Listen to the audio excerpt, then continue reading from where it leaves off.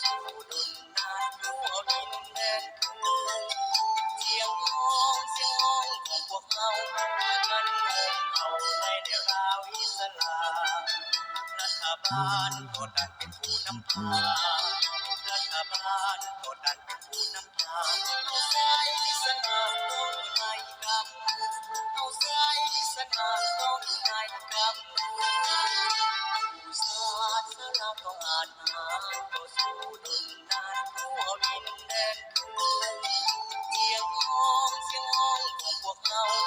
มันโง่เขาในแนวราวอิสลาม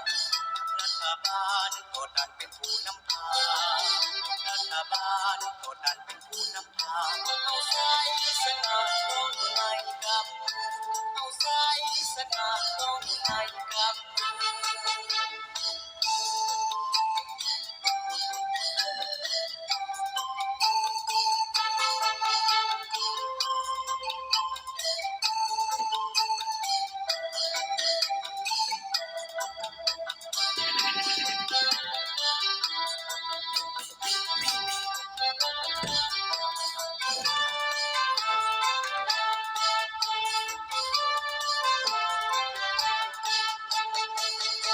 ผู้ศา